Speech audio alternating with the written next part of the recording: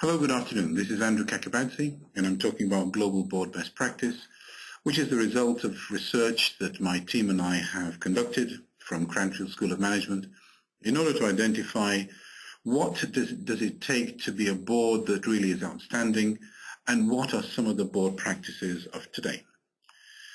Well, one of the most interesting things are what are some of the management practices of today, and what we're finding is something like a third to a half of the management teams in both government, the private sector, and third sector are divided on the vision. You'll find on the slide on strategic alignment, NHS stands for National Health Services. So 20 and 21% of the National Health Service trusts in the UK and the board members do not agree on the vision the organisation is pursuing, right through to 48% of Irish companies. Now, why do people have that?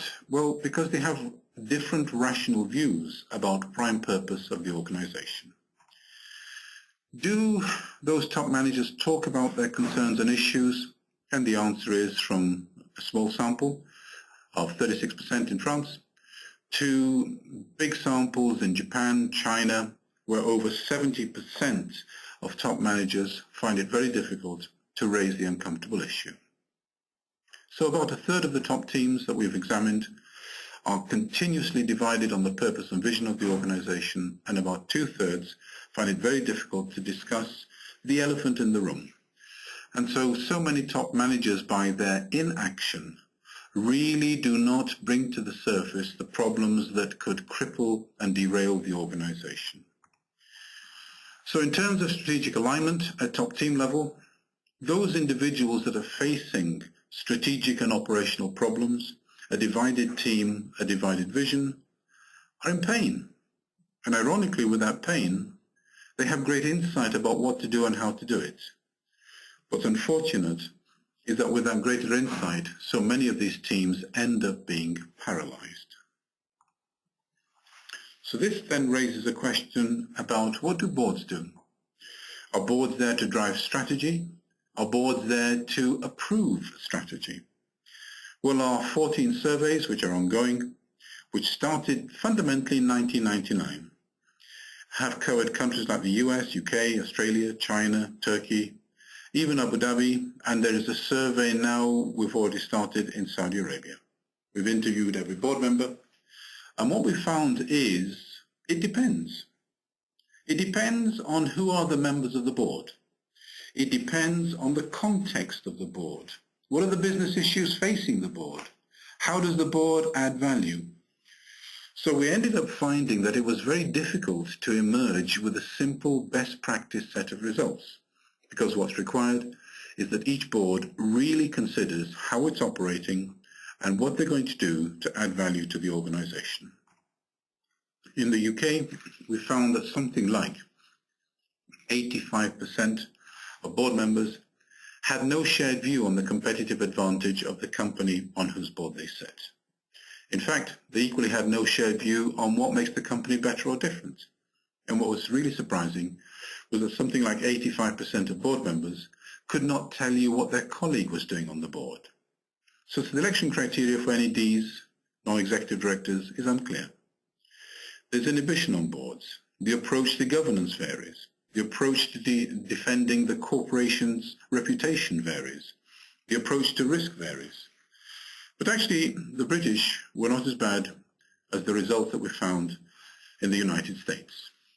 What's interesting about the British is that on every measure of board performance, the non-executive directors highlighted that they performed much better than their managers who sat on the board or had a direct relationship with the board. And on this particular slide, you'll find that the non-executive directors, including the chairman, are the light blue line, and what they say is, fundamentally, we're making quite a contribution, and what the managers are saying of their board members is, my dear friend, you're not. So the managers downrated their board colleagues' performance contribution by about 40%. I talked about the US. The British were not too bad in comparison to the Americans.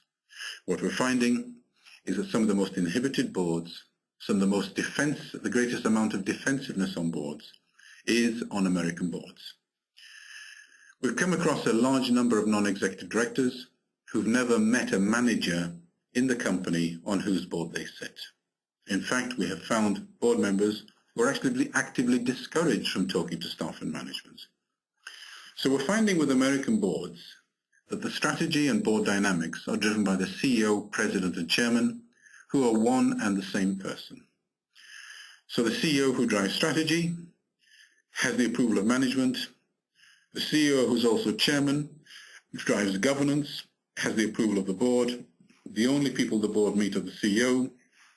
The only people the management meet are the chairman, and they're one and the same person. And the major question mark is, how can one person police themselves? We're finding Sarbanes-Oxley at a tactical level may have made an improvement, but at this broader strategy governance level has had no impact at all. In fact, it probably has made board members even more defensive than they were before because of the penalties and legal concerns that board members have should they be found guilty of misconduct. In Russia, with all the problems the Russians have, we found a very different situation. So many Russian boards were trying hard to improve the performance of their company internationally and in Russia. And on this slide, the green line indicates what the board members think of themselves, and the red and blue lines indicate what the executive directors and the senior independent directors and the chair think of themselves. And fundamentally, all these individuals are much more aligned than the UK and the US. In South Africa, there was a very different story. In terms of director qualities, what the managers think of their non-executive directors and what their non-executive directors think of themselves indicates quite a mismatch of expectations. When it comes to the chairman, the one that faced the greatest criticism was the South African chairman. We went to China and we found much the same story. In terms of strategic thinking and intellect, most managers felt that their chairman was probably quite bright and pretty good. When it came to the style of the chairman and being able to get alignment and engagement so that the board can actually add value to the business and to the management team, there was a very different story. In fact, in China, in South Africa, and our preliminary results in Abu Dhabi, which I have not yet had the time to pull together, this is a very recent survey, these were the three worst set of scores, where the management really did not feel that they were getting value add.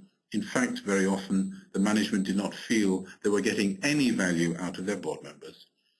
And the one argument that linked Abu Dhabi, South Africa, and China was the fact that there were too many political appointments and not enough appointments based on skill, functionality, and experience.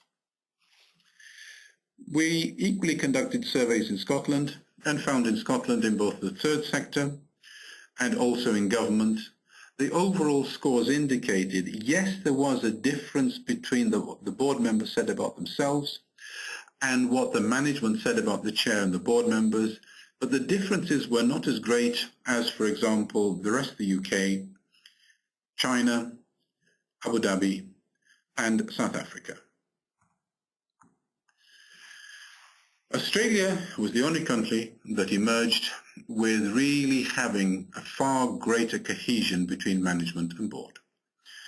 We found that there was a much clearer view and shared view at board level on the competitive advantage of the firm and on the differentiation factors of the firm.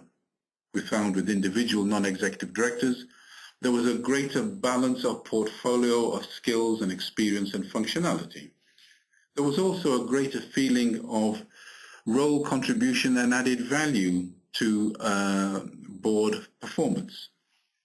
And when we looked at the statistics, we found that for management and non-executive board members, there was no statistical difference in the way non-execs rated themselves and the way the management rated themselves. There was a greater amount of teamwork amongst Australian boards, and there was a greater amount of open conversation amongst Australian boards, and this was something that most board members had to work very hard to achieve.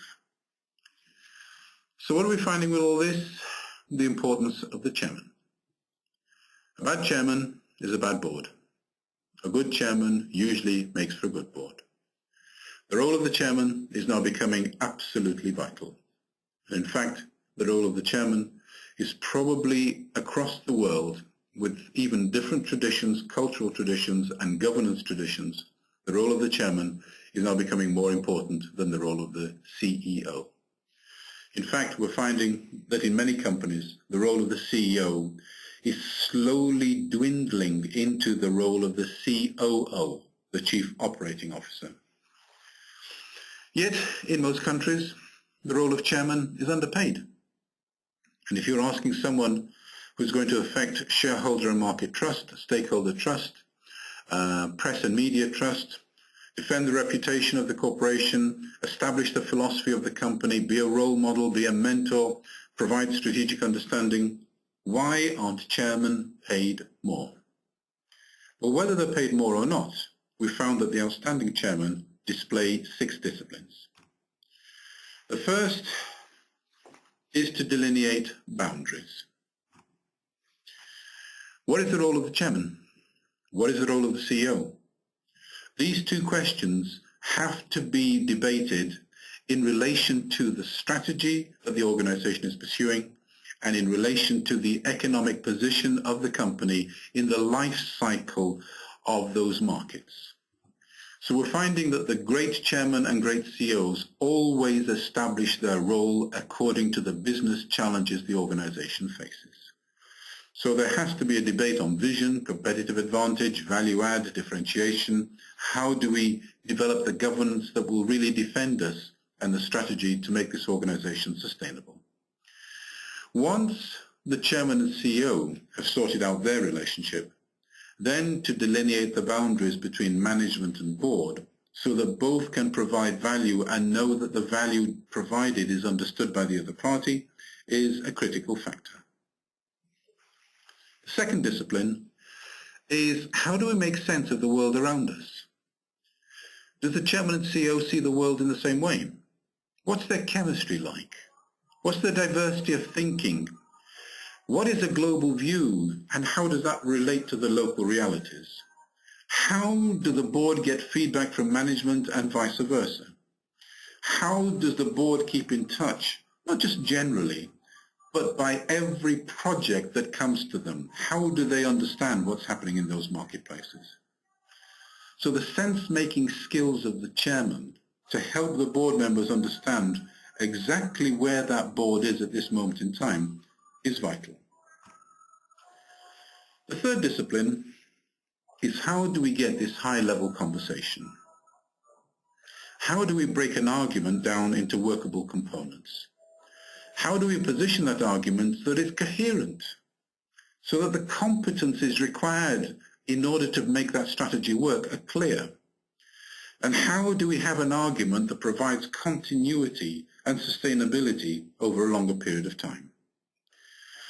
So the need to establish a culture of full and frank discussion, where the ultimate test is if management put a project proposal to the board and the board is not satisfied and asks the management to rework the arguments so that that project can be better defended, that is not seen as a negative experience, but it is seen as continuous improvement.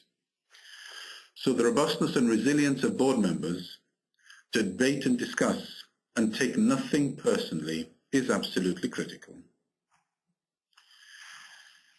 You'll have seen that open debate is one of the fundamental elements of board functioning. What happens though when a board is not well aligned? What happens when the individual directors, for good reason, take different positions to each other? Here is a very delicate balance that the chairman has to provide between allowing for open debate and influencing the outcomes in the way the chairman wants. So it's not as if the chairman is dictatorial, but the chairman is able to guide the conclusion so that the other board members feel that they're getting value out of their chairman, whilst at the same time the chairman is allowing for free and open debate. So oratory, that great skill that people have talked about for 5,000 years, is absolutely important so that the chairman can work through the emotions and the tensions and the differences of opinion on the board, so that the board feels they've had full say in what they wish to say, but have also been guided in terms of conclusion. So the outstanding chairman, in being able to influence outcomes, thinks so many meetings ahead, and some outstanding chairman can even think up to 27 meetings ahead when board meetings are once a month. We find that these disciplines, from how do you establish your job and the purpose of the board, right through to discipline 5, which is living your values, are sequential. Unless you've done discipline 1, you don't progress to discipline 2. And unless you don't do discipline 2, you don't go to discipline 3. And actually lower down on the list is living the values. And in many organizations, living the values is almost placed as number 1 on the list. Let's identify the values that make this company great. What we're finding is what you identify is the working components of both board and management, and making sure that those really work before you then identify the values and how to lead them. For a chairman to help the board members understand what are the values they wish to promote, that chairman needs to make sure that they're living those values. They exhibit the qualities necessary that the board wishes to see and management wishes to see in the board. So the self-insight to understand how I personally as chairman are affecting you, and what are my personal ethics that you will judge me on, those are clear. So this takes a lot of responsibility onto the chair. The chairman is responsible for themselves, and the chairman is responsible for the corporation. And what we're finding is that the two are linked. And the final discipline is how do we develop the board? And what we're finding is in all sorts of ways. The board can have checklists and questionnaires. The board can have consultants come and interview them. The board can even go for psychological profiling. The board can have the chairman conduct the board review. The board can have third parties, external parties, conduct the board review. It doesn't matter which approach is used, as long as the one that is used works. So once an approach is developed, the next question is, how do we develop directors?